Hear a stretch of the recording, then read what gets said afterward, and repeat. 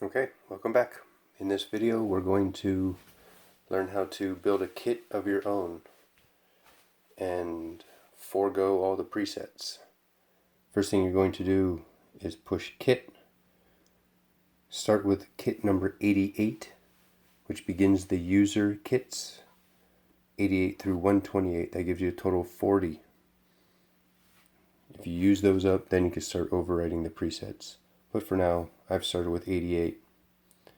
So at kit, then come over here and push instrument play. What that'll allow you to do is preview your instruments as you go through browsing them.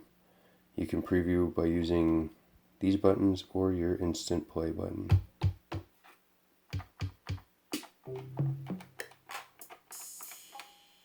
So all the users are going to be preloaded with an 808 kit.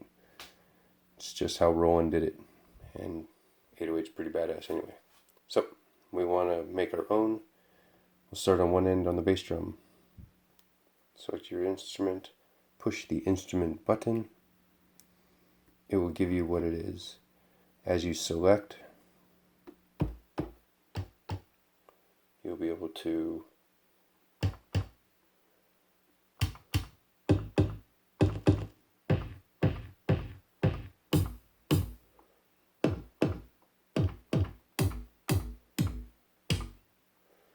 stick with that one, whatever. Then once you have the one you want, move on to the next snare drum. Choose your snare drum. Whatever. I'm not building the kit, I'm just showing you. On and on. If you don't use toms or you'd like to reassign them to something else, like this one is assigned to a percussive bass, you could assign it to anything you want. Holding shift will allow you to scroll through the categories. So scaled.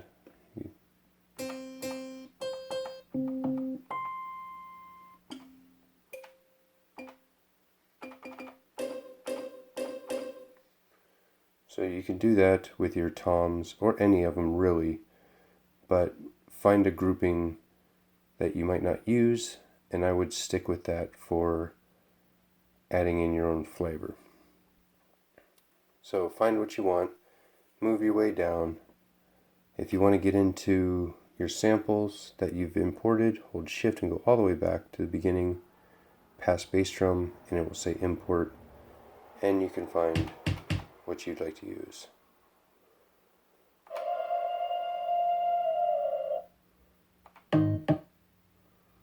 Here's this one.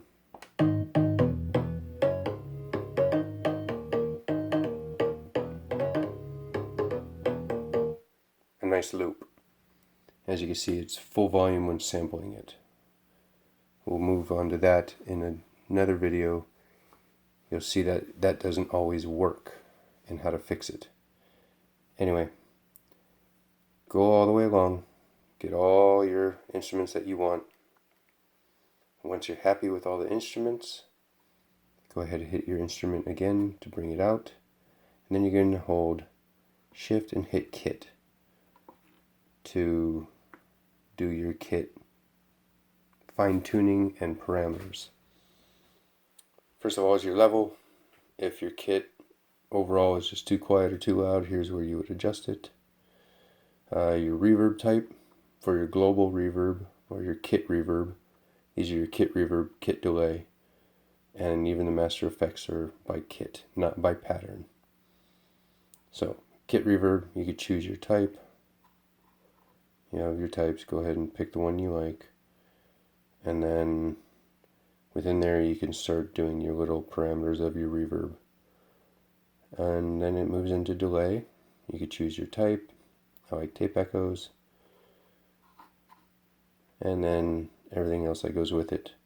Something I will show on your delay, make sure tempo sync is on if you want it to be synced to the BPM or the tempo. You do that, then you'll be able to see when you adjust your delay time, it will actually do it in your measures or fractions thereof. So you got those. Goes back into feedback modes.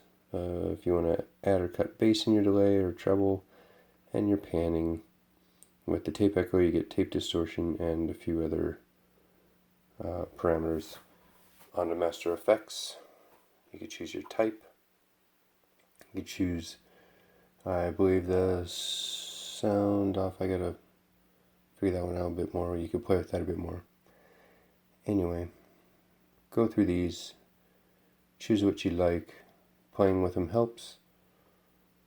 Or if you know more about it, or have the reference manual in front of you, like this one.